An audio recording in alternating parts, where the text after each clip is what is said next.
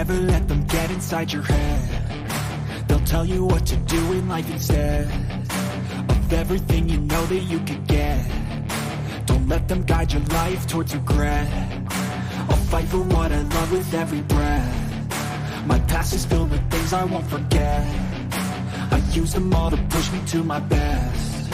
So treat the worst of times just like a test. If only I could go back in time, I'd tell myself that everything will end up alright. Just push yourself, test yourself, figure out what you like, and find your limits, don't be rigid, always work towards a prime. Surround yourself with open minds, people can change your life. A few friends with intent can help you feel alive. Find a passion, take some action, and with a little time, just be patient, make a statement, try to enjoy your life. They'll try to kick you while you're down. They wanna rise up while you drown. They wanna fill your head with doubt. They're silently scared that you'll figure it out. I'll make it look like I'm losing, won't bother hiding my bruises. And when they finally think you're wounded, then it's your chance to be ruthless.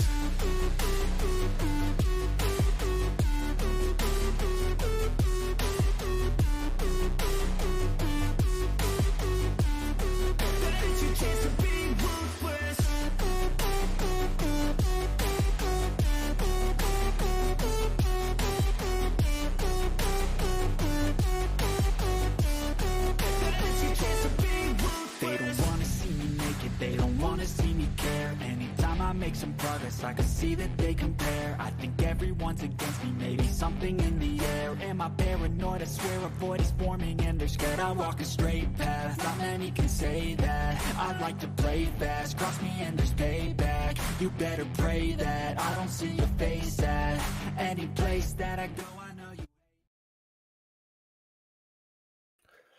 All right, what is up, Utes fans? This is Joseph back with the Utah Utes Football Digest, and Tat says hello, go Utes. Good to be here, guys. Good to have you watching tonight. I know we got Thursday night football on, so whether you're watching now or after the fact, glad to have you here either way. Don't forget, we still got the competition going for the two signed rookie autos, one for Bradley and I, and one for Chase Hansen. So if you guys do want to enter into that competition, make sure you like the video, make sure you guys subscribe to the channel, and make sure you guys comment down below that Utah is the best team in the Pac-12. And that means whether you entered in the last competition or if you did it on the last video or not, you can get another entry by doing it again here. So more than excited to give these cards out and excited to bring on our guest here, Dante Guardi. Good to have you here, man. How you doing tonight? Doing well. Much rather be doing this than watching that 0-0 slop fest of Thursday Night Football. So I'm glad to be here. Looking forward to a fantastic weekend of football. You got a loaded slate, including, obviously, the number 7 USC Trojans traveling up to Salt Lake City. Yeah, this should be such a fun weekend for Utes fans. And I think the number one thing that, it's definitely a nerve-wracking game. I mean, I definitely see us winning, but it's a nerve-wracking game. This is a really talented team. It really, any given day, you could see either team winning. I feel good about the matchup, but it is what it is. Do you have any initial thoughts on the game? Not so much initial thoughts. I mean, it's just going to be really tough to stop that offense. That's the main thing, especially seeing how he played last week and against Florida. The doubts are there with the defense, but for the offense, I think there's a road to a lot of points here, especially within the running game. I think Tavion is going to have the best game of his season. USC's run defense has been vulnerable at times, and Tavion had his first eye test game where I was really like, dang, this is our RB1. This is the guy that ran for 21 touchdowns last year. So I'm really looking forward to see how he performs because I think he's in line for a fantastic game. Yeah, I feel really similar. That's funny. Yeah, I feel like this is going to be a big one for Tavion. And we haven't talked to you since the UCLA game. Maybe give some quick thoughts on that. How are you feeling about this defense? What are you thinking right now? It's just tough because the talent's there. These guys are all just so young, though. That's the thing. I thought the linebackers should have been a lot better. I thought they were the main reason why we gave up so many yards on the ground, and a lot of these like sprint out passes from DTR were so successful. They were overrunning everything. Diabate was missing on tackles. Reed was there to make plays, but just doesn't have that athleticism to keep up with guys like DTR, Zach Charbonnet, etc. So, I mean, this is still a really young unit, and Utah fans have to kind of realize that the growing pains will be there. This is a defense without Devin Lloyd, who is out making spectacular plays week in and week out. Nephi Sewell, a big loss as well. So I think just give it time. The offense looked good, but their back was against the wall for most of the game, which just can't be happening. Way too much pressure for them to be scoring drive in and drive out. So for the defense, it's just like they're young. Give them time. In a couple of years, this is going to be a really good unit. But as for now, going to be tricky trying to keep them off the field as much as possible for the rest of the year. Yeah, I feel a really similar way. The good news is I think our defense matches up so much better against USC's offense than they did against UCLA's offense. We'll touch more on that in a little bit here, but I do want to touch on a guy we just signed. If you guys haven't seen it, CJ Jacobson committed to Utah earlier today. He's a tight end, 6'5", 250 or 230 pounds. Not quite that big. But yeah, really big kid. I'm going to put his Twitter up on the screen. So if you guys haven't already followed him, make sure you guys give him a follow. Huge kid. And from what I understand, he's a legacy Ute as well. 3-star prospect, 3-star tight end. And, you watch the film. For me, when I was watching him, he reminded me a lot of a Brant Keithy or a Dalton Kincaid. And I know that's easy to say, but he played wide receiver basically when you watch the film. He's out there wide. He's going one-on-one against corners. He's beating them over the top. He's beating them on routes. He looks really clean. And then in the run blocking game, he is straight up throwing people around. To be fair, he's out there wide receiver, so he's blocking corners in high school. You'd love to see him, a little more in line and go one-on-one against linebackers. But either way, he looks like a super big-time pickup and a guy I'm excited for the Utes to get. What are your thoughts there, Dante? Yeah, it's a fantastic pickup. I mean, you saw the Wisconsin logo on his images, so he's gotten big-time offers. Wisconsin, you got the Arizona schools, North Carolina State. So Utah beat out some pretty solid programs to get this kid. And the versatility is the main thing with him, big body and able to line up against corners like that, which is perfect for this Andy Ludwig scheme. Another versatile piece, which is exactly what Utah has right now and looks to be loaded in the future. So I'm really excited to see how he does. Yeah, I feel really similar. He's gonna be an awesome player. Just to give you guys some info on him, I know you mentioned that he had the Wisconsin hype there. Let's go ahead and pull up his 24/7 sports profile here. If you take a look here, so North Carolina State, which up until like a week ago they were a top 10 team in the country, had offered him. He also had offers from, let's see here. Let's take a look at the complete list. Air Force, Arizona State, Boise State, BYU, Liberty, Louisville, Washington State, Wisconsin. And the reason I read through all that is just to give you guys an idea. He is a pretty sought after kid, should be a beast, should be a guy that'll be, a pretty quick playmaker for the Utes. Hopefully, as early as next year. I doubt that, but you never know. I could see it happening. So either way, very excited about the kid. Larry says Utes in the chat there. Larry, welcome in, man. Good to have you here. Good to see you. And on that note, let's go ahead and start talking about the reason we're all here. So this weekend is the game, the USC versus Utah game. They're coming into Rice-Eccles. It is such a bounce back opportunity for us. And I'm sure USC feels in a way that this is an opportunity for them to prove they're a physical team. Like this is their hump. Like if they can get over this, it changes the season for them. Because this is probably the one they've had on their list, just like we've had them on our list. So big time game. We'll talk about it for a little bit. Let's go ahead and dive in. Dante, tell us a little about what you think the keys are for Utah to win this game. First off, it's run the ball well. USC has let every running back one they've faced rush for at least 4.5 yards per carry against them. Now they're going up against the best one they'll probably see all year, and Tavion Thomas. Zach Charbonnet also really good, but the best running back they'll face up to this point is Tavion Thomas by a pretty easy margin, in my opinion. So Utah needs to establish the run quickly, effectively, just get the ball to Tavion Thomas. I'd love to see him get like 5-6 carries on the first drive, just run it down their throat and punch it in for a score. Next up, we got to win the turnover battle. USC is first in the nation in turnover margin, and they're third in the nation in takeaways per game.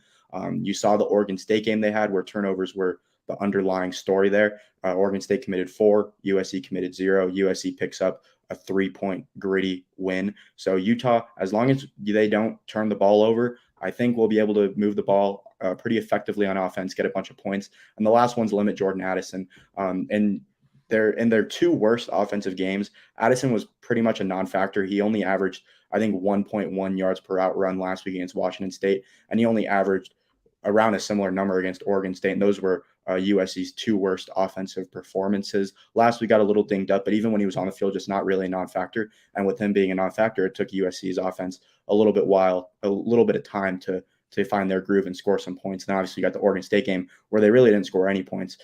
So number 3 is definitely limit Jordan Addison. And this is a great matchup. Clark Phillips III versus Jordan Addison. Ton of NFL scouts are going to be there. This is where either of them are going to make their money heading into the NFL draft. Yeah, I agree 100%. I think the key is definitely going to be to run the ball. They're not a good defense against the run. They do create a lot of turnovers, but I was listening to Joel Klatt the other day, and he kind of was saying something really similar to what I was saying, where it's like, if we can run the ball on them and force them to play from behind, that's when they struggle. When they're up and they can pin their ears back, they can let this elite, pass rushing D line just go at you. That's when they create turnovers. That's when they're able to capitalize on their really good DB group, which I don't think that's talked about a lot. I hear a lot of people talking about how many turnovers they get, but their DB group is pretty damn good. But it's a mix of having a really good DB group and a really good pass rushing D line.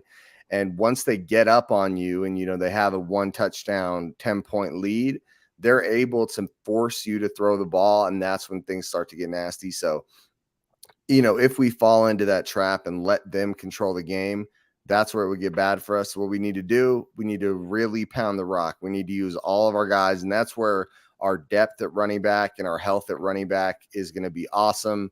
We have 3 guys that should all be able to be big factors in this game. And if we can effectively, consistently run the ball, we should see really good results.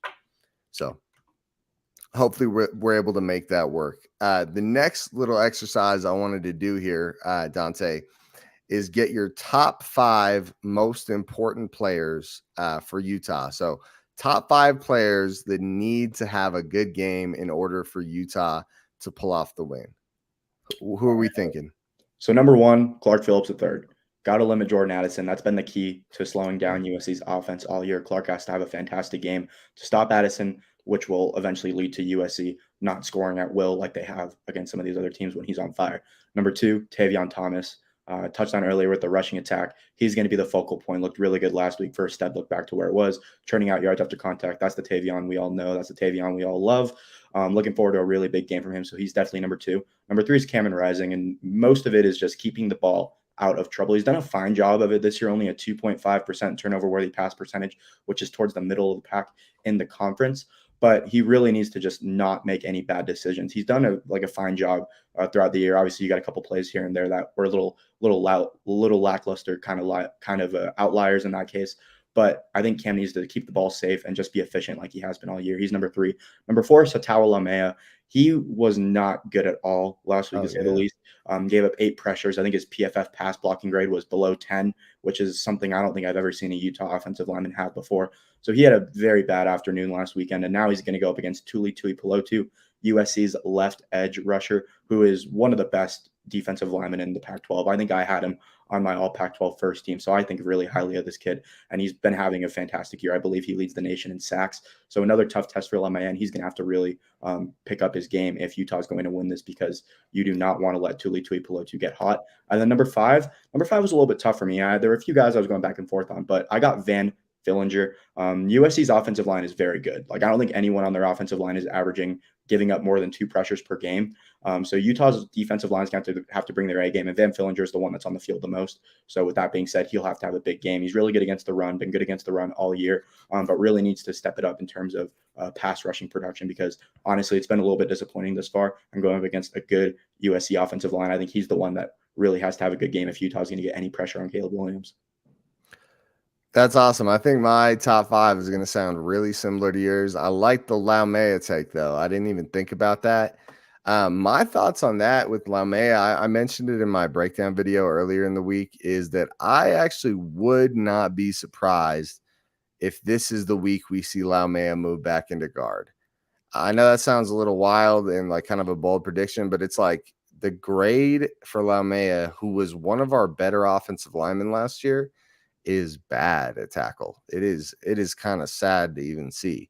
It's like a below average run blocking grade, not terrible, but like below average, and the pass blocking is straight terrible. So hopefully, I would love to see that, dude. I don't understand why Laumea is still out there at tackle.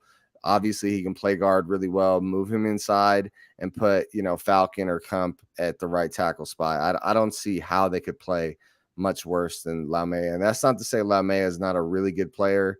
It is not working out at tackle for the kid. So hopefully we figure that out. And I'm going to give you guys my top 5 as well. Before I do that, though, just a reminder, guys, we have the card giveaway here, 2 signed autograph cards, Bradley and Chase Hansen. If you guys want to be entered into the competition to win the cards, all you got to do is like the video, subscribe to the channel, and comment down below. Utah is the best team in the Pac-12, and I'm sure you guys agree with the sentiment. So feel free to go ahead and do that, and I'm happy to give you guys the cards. Okay, so now I'm going to break down my top 5. So number 1, I'll start at 1 as well. I have the same guy as you. We've got Clark Phillips. I can't imagine the game plan is going to be anything but put him on Jordan Addison and let him go make his money. I'm with you 100% there. I saw a thing earlier today that obviously, Clark Phillips is the number 1 graded corner in the country. But more than that, I saw a thing that said in single coverage, he's also the number 1 graded corner in the country, which could be a huge solution for Addison. I don't think getting Addison out of the game is game over for USC, but I think it makes things significantly more difficult for USC. And I hope we can implement that game plan and effectively have Clark Phillips, because that's the issue is we're having issues with the other corners. I don't think it's controversial to say that at this point. And it doesn't get rid of the passing game, but it'll at least let us try things to focus on them. And hopefully the other corners play well enough so that Clark Phillips can man up on Jordan Addison. Because if they're struggling, we're going to have to go zone. And that's where I think the problem is going to lie with, Jordan Addison going off if we have to go zone. So hopefully that doesn't happen. The next guy that I think is going to be super important, so this is my number 2 guy, is Tavion Thomas. Is this the same order you had? It is. Oh, okay. Yeah, Tavion Thomas. So I think you could say Tavion Thomas. You could say running back room with a lean towards Tavion Thomas. But Tavion looked awesome last week, dude. If the defense played better, Tavion would have been able to pound the rock, would have been able to help us milk that clock and really get UCLA out of the game. Tavion looked great last week. He had, I posted on Twitter, Tavion had 79.5 rushing yards as an individual at halftime, where UCLA's average rush yards allowed in a whole game is 78 rush yards going into that game. So I think he really did a good job. I thought he looked great, and I really hope he could follow it up, because this linebacking core for USC is nothing special. They should be able to get run on. Their edge rushers, their D-line's very good, but if we can go out there and punch him in the mouth of this run game and Tavion can come out with a head of steam, then the train's going to be rolling, baby. All right.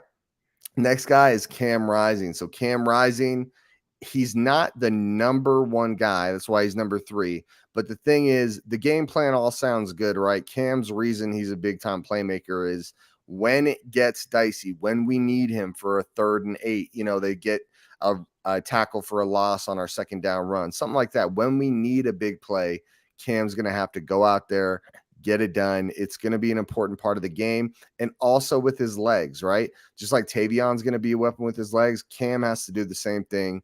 And if he can do that, and if Tavion and Cam, those 2 alone having big nights will keep us in this game, if not win this game for us. All right, the next guy that I've got here, who did I have next? Oh, here we go. So the next guy I've got here is going to be RJ Hubert.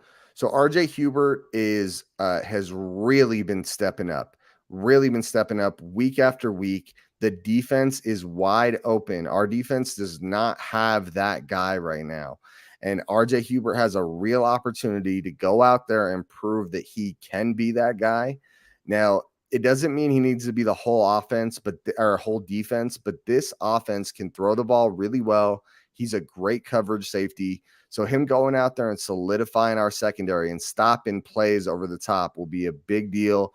And the way he's been able to make open field tackles in these last few weeks has been nothing short from game changing. It really has. He has had plays that most people are missing the tackle and it's going for a touchdown. You could see why they were willing to deal with those first couple weeks of rough play from RJ Hubert. So hopefully he can come out there and be a big playmaker. If you can limit, Caleb Williams and break up a few of those deep connections, it really will go a long way. So I really hope to see that.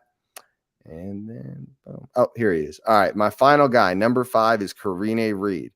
Now, Karine Reed had a struggle last week, but it's kind of the same sentiment with RJ Hubert. I think Karine Reed is basically where I put Van Fillinger. Where you put Van Fillinger, I put Karine Reed. Step up, right? Step up, start making plays. This offense is going to get a few plays, but we can't let them just steamroll us the way UCLA did. We need to hold strong. We need to stay put together. And if we can have RJ Hubert or Karine Reed step up and become a real playmaker for this defense, this is the week to do it. So I'm excited to see.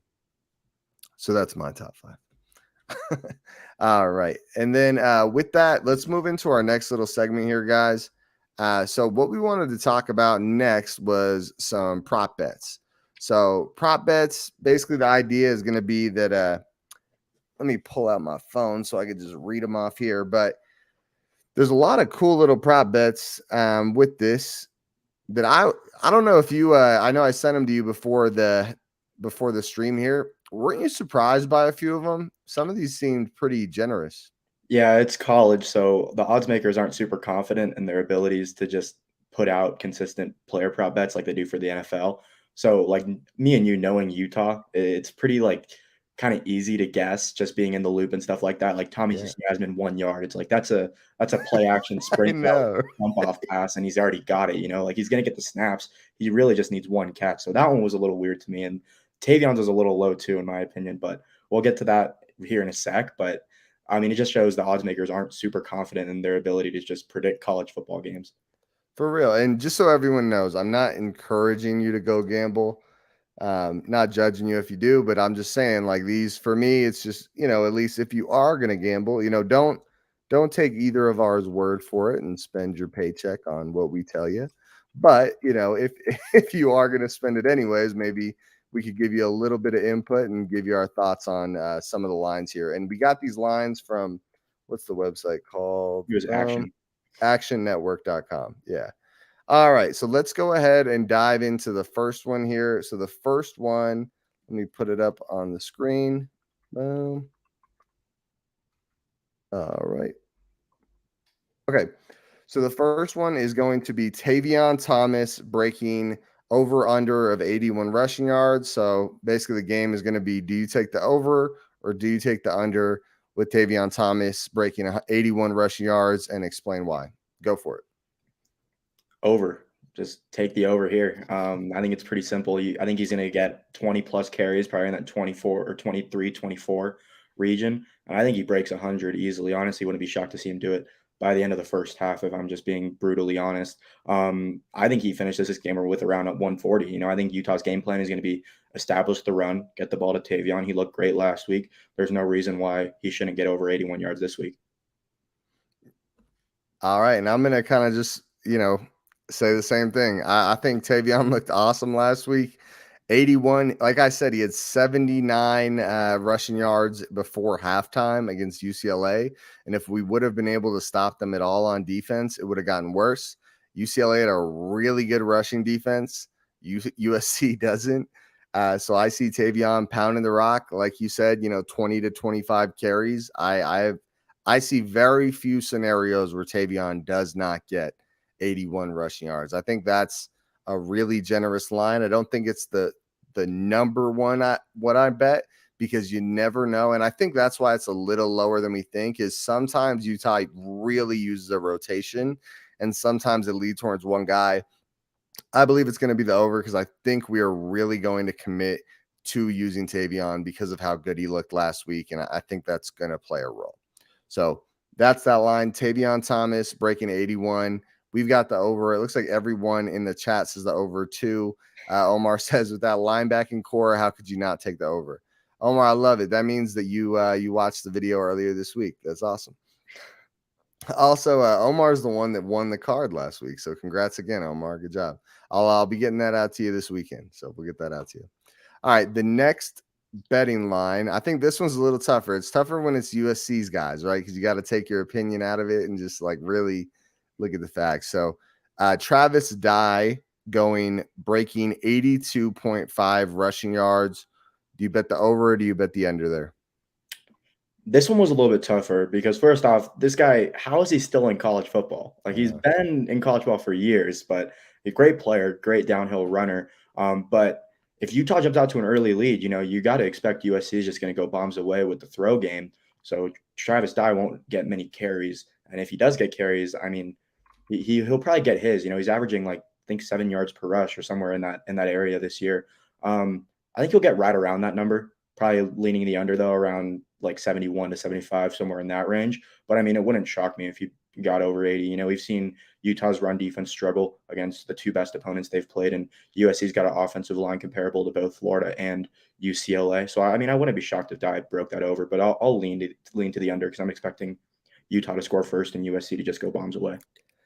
Yep, I'm kind of on the same page there. I actually say I'd a little stronger lean towards the under. I'd have a somewhat strong lean towards the under for Travis Dye.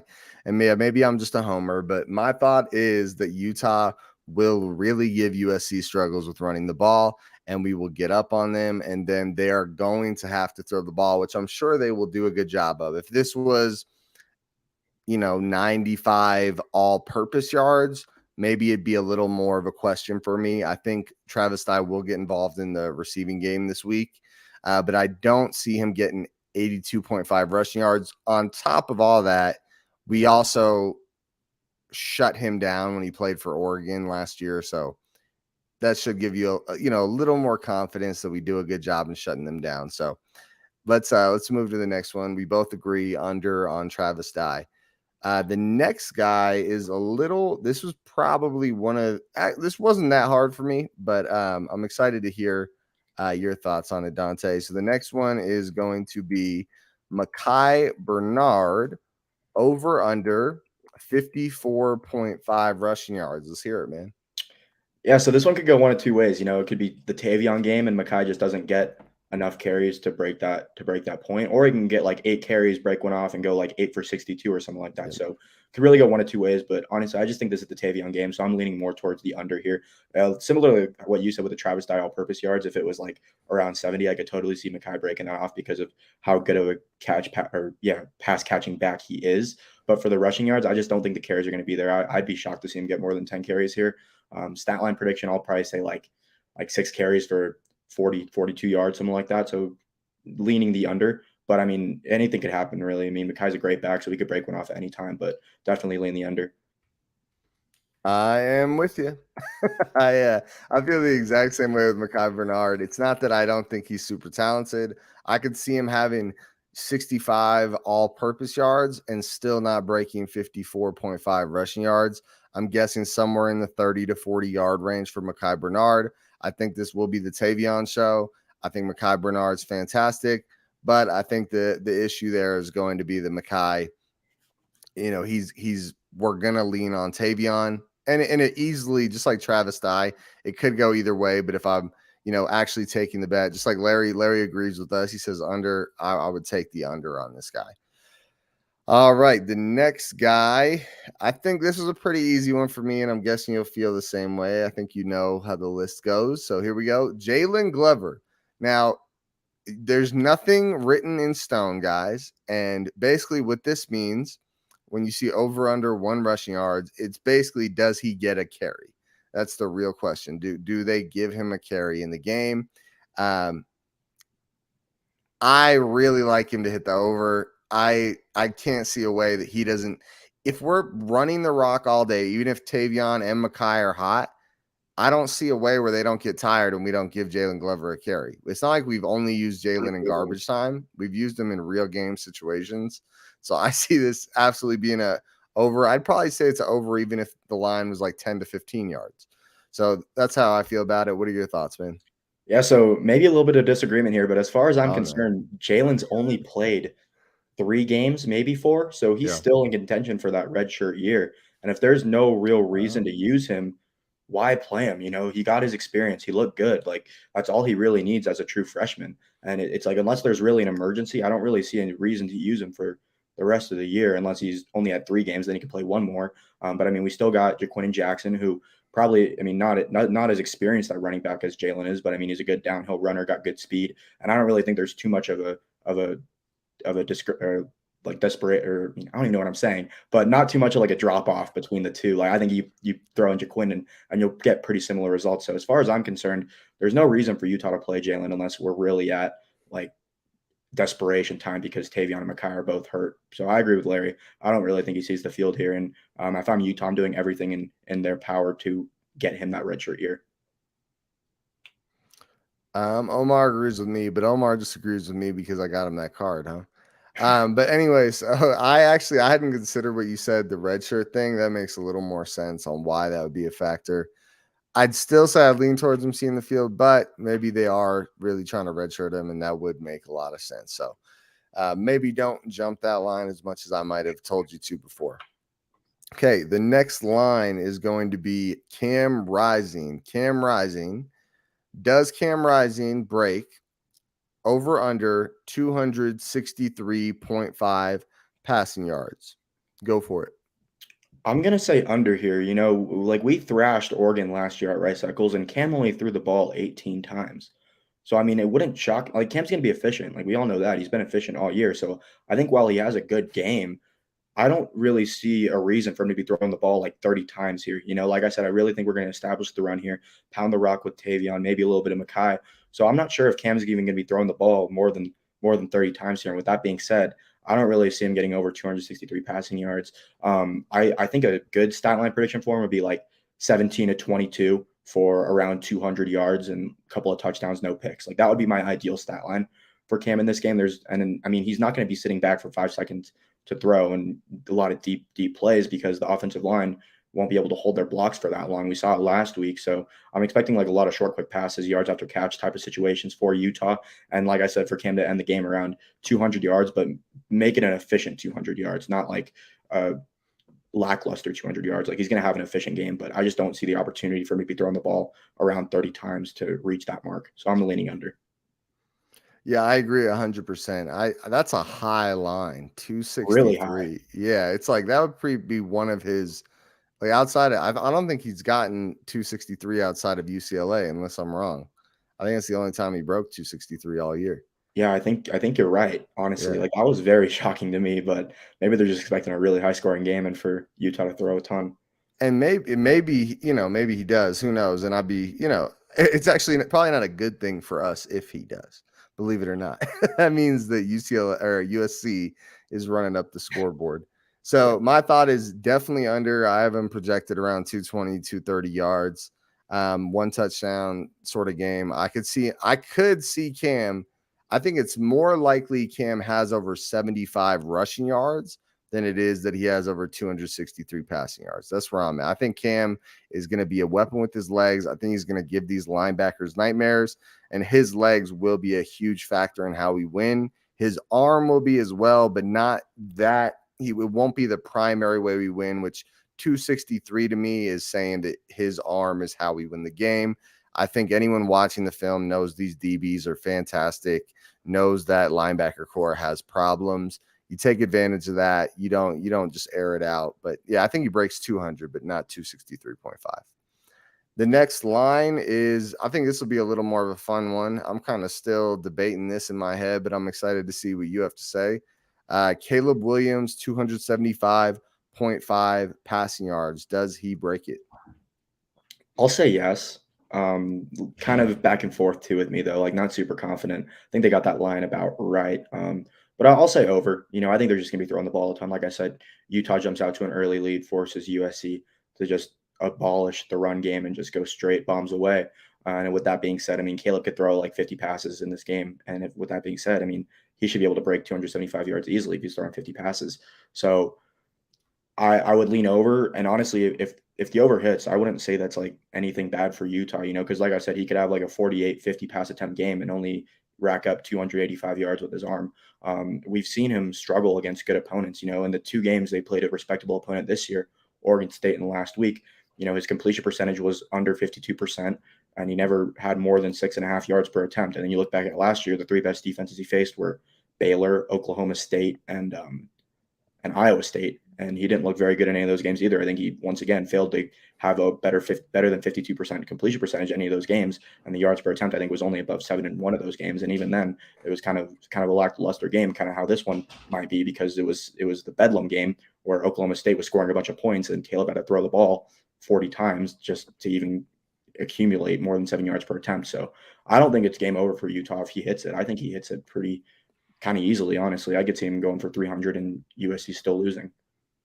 Yeah, I have a little bit different of a projection here, so I totally get where you're coming from. Where you're saying, we score a lot of points, so we're playing some bend don't break. He's getting a lot of garbage time, or a lot of just like we're keeping it in front of us, and he's just getting those 10-yard passes pretty quickly. Larry says Yak is the only reason it's over. I'm going to go under. I have a lot of faith that Clark could really shut down Jordan Addison. If you go look at Jordan Addison's stats, I forget how many games it was. I think it was 3 of the 6 he has gotten under 50 yards. And so I think against a guy like Clark Phillips, he could really shut him down. And then, I'm not saying we're going to shut down the entire passing offense, but I could see him being more around a 240, 245, 250 if he really has to rely more on his other weapons and look away from Jordan Addison. Either way, I'm not saying it would be easy. I could see him hitting it pretty okay, but either way, good line. All right, now that brings us to our next guy, kind of tied in with Caleb Williams, is Jordan Addison, 82.5 yards. And I can't imagine we'll be in disagreement on this one based on what our comments were earlier, but you go for it, Dante. Yeah, so I think Clark is kind of a matchup nightmare for Addison. In terms of Clark's game, he can run with anyone. I'm not worried about his athleticism. He can run the length of the field with Jordan Addison. We saw him do it against JSN in the Rose Bowl. I mean, anytime he was on JSN, he didn't really do much. It was more of JSN going up against Malone Mataele. So I thought last week was a worse matchup for Clark going up against the big Jake Bobo, whereas Jordan Addison is much more of a separation guy who excels going up against corners who can't run with the best of the best. And Clark can run with the best of the best, like he has that athleticism. He has the ball skills to pounce at any given moment. So I think he's going to have a fantastic game here. Like I said, I was much more worried about last week, and Clark still had a solid game. Bobo had 2 touchdowns, but only 3 receptions. So in the open field, he was kind of a non-factor. And you look at how Addison did against Wazoo and Oregon State. I mean, Rajon Wright limited him to 4 yards. And I think Clark's better than Rajon Wright is. So I'll go with the under here for Addison. I'll say he gets like 4 catches for like 60 yards, something like that. Cool. Yeah, I feel really similar. I feel like Clark Phillips should do a great job of at least limiting Jordan Addison.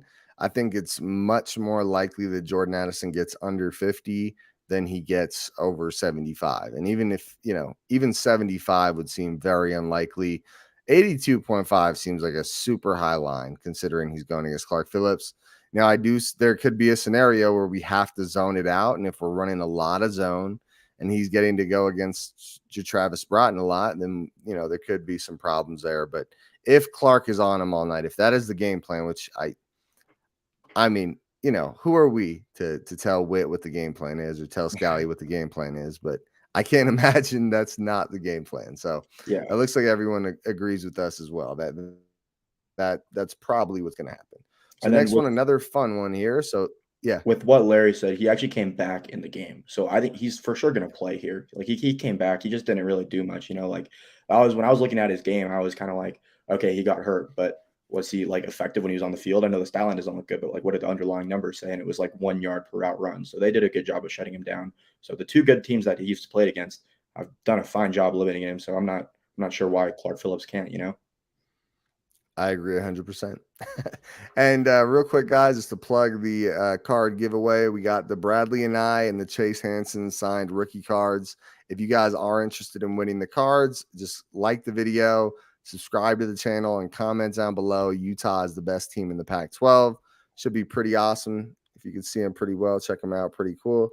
All right. And with that, let's move to the next stat line. The next stat line is an interesting one. Thomas Yasmin. 1.5 yards is the over under. Basically, that's saying, does he get a catch or not? I think you mentioned it when we were talking earlier. I mean, to me, I thought I saw someone say that he might be injured. Maybe that's why this is so low. But I mean, if he's in, I can't see how he doesn't get 1.5. He's going to get a lot of reps and probably 3 to 5 targets. So I see him hitting that line. Dante? Yeah, this is another weird one. Something to note about like these just betting lines in general. If he doesn't play, it gets voided. So if he doesn't play a snap or doesn't do anything, like it just gets voided. You have to actually play a snap for the bet to count. Oh, cool. Yeah, so I lean the over here. Honestly, I don't think he'll be getting like 4 or 5 targets. I'm thinking like one target, and it'll probably be someone in the red zone where Utah fakes a handoff, gets Cam to roll out, and a little dump off pass right there. Score a touchdown, like a 4-yard type of thing. So yeah, I think Yasmin definitely breaks this, but I'm a little bit worried about his rapport with Cam because when Cam threw the interception last week, he was targeting Thomas Yasmin, I believe. And then obviously Yasmin had that crucial drop as well. So maybe get a guy like Munir McClain involved, put him in Yasmin's shoes for this game, something like that. So it's really just if he sees the field, because if he sees the field, he's playing more than 20 snaps. I mean, he's going to get a target. He's going to get more than a yard and a half. I think we're on the same page there. I see him getting more than one target, but yeah, I get what you're saying. Maybe the trust might not be there as much this week after that last game. It wasn't exactly a huge game for Thomas. Okay, the next one is I'm excited to hear your thoughts. Dalton Kincaid, 49.5 yards, over under. What do you think, Dante? I'll go over. I think Devon Vele has a better game, but I definitely think Dalton's going to do his thing. Kyle's mentioned it in like what seems like the last 4 pressers that they need to get Dalton Kincaid more involved, and rightfully so. When this guy's targeted, he's a machine. Like you throw it anywhere near him, he's probably going to catch it. I know he had that drop last week, but that's a catch that he makes 9 out of 10 times. So I mean, the confidence is there with Dalton. He's a fantastic player, good athlete for a tight end, and going up against these USC linebackers, I think he could have a very good game. I'm not expecting him to go crazy, like nothing north of 100 yards, but I think like a six catch, 76-yard day and a touchdown would be fantastic for Dalton Kincaid and for this Utah team. Larry agrees with you. He says over for Dalton. Omar says over for Dalton as well.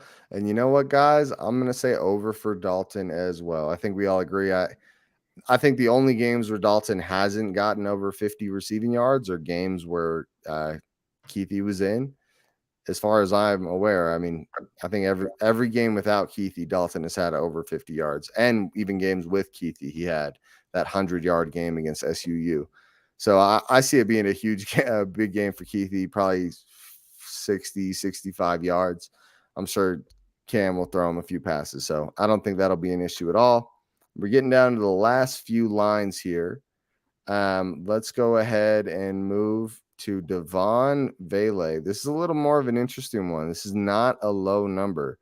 Devon Vele over under 73.5 yards. Just for a little bit of context, last week he had 87 yards. The week before he had 94 yards.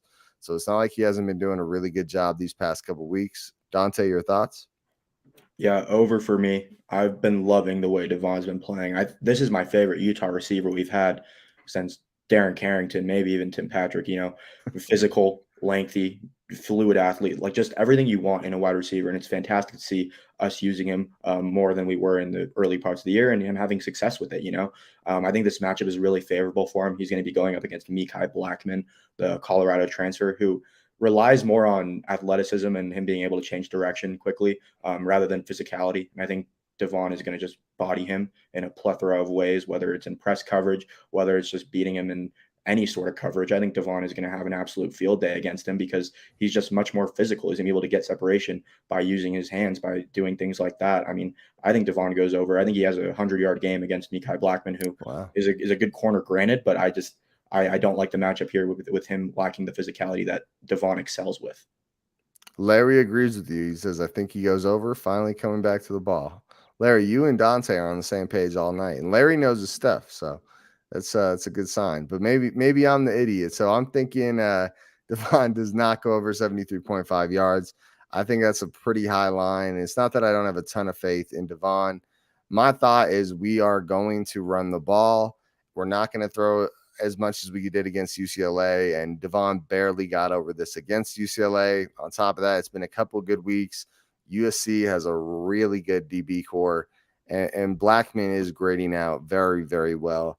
My thought is that Devon gets somewhere in the 45 to 50-yard range. He does a really good job, but I think it's more of a, there's not a lot of food to go around when it comes to throwing the ball, and Kincaid gets a lot of it, and, maybe Vele gets 3 or 4 catches for 40, 50 yards. So that's my thought there. Not that I don't appreciate what you guys are saying, though. I get where you're coming from.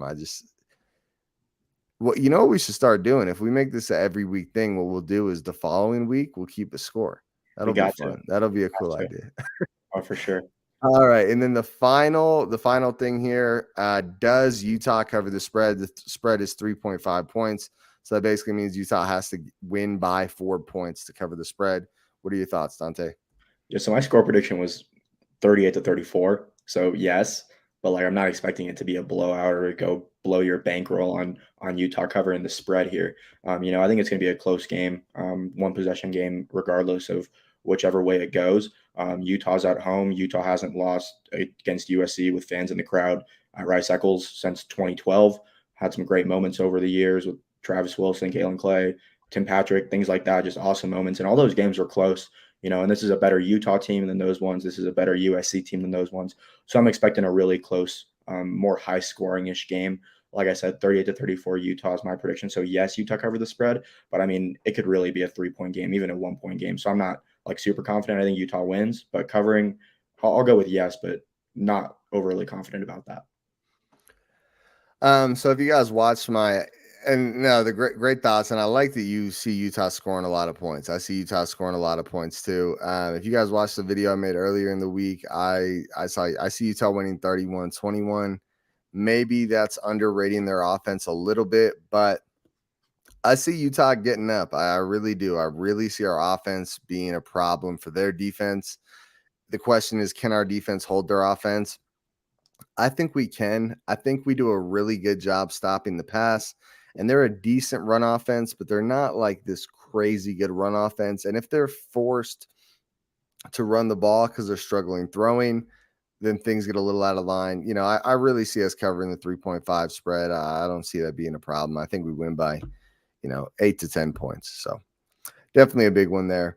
And on that note, guys, before we get out of here, just one more time, make sure you guys, if you want to enter in to win the Bradley and I or the Chase Hansen autograph rookie cards, make sure you guys like the video, subscribe to the channel, and comment below. Utah is the best team in the Pac-12. Another thing is, Dante, appreciate you coming on every week so much, man. I put his handle on the screen here on Twitter. Please do give him a follow, guys. Appreciate the insight a ton, Dante.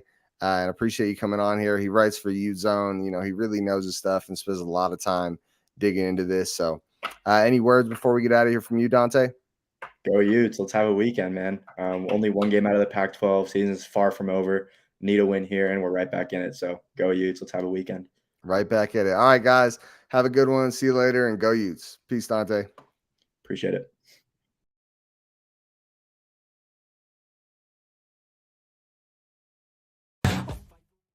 With every breath My past is filled with things I won't forget. I use them all to push me to my best. So treat the worst of times just like a test. If only I could go back in time, I'd tell myself that everything will end up alright. Just push yourself, test yourself, figure out what you like, and find your limits, don't be rigid, always work towards a prime. Surround yourself with open minds, people can change your life. A few friends with intent can help you feel alive. Find a passion, take some action, and with a little time, just be patient, make a statement, try to enjoy your life. They'll try to kick you while you're down. They wanna rise up while you drown. They wanna fill your head with doubt.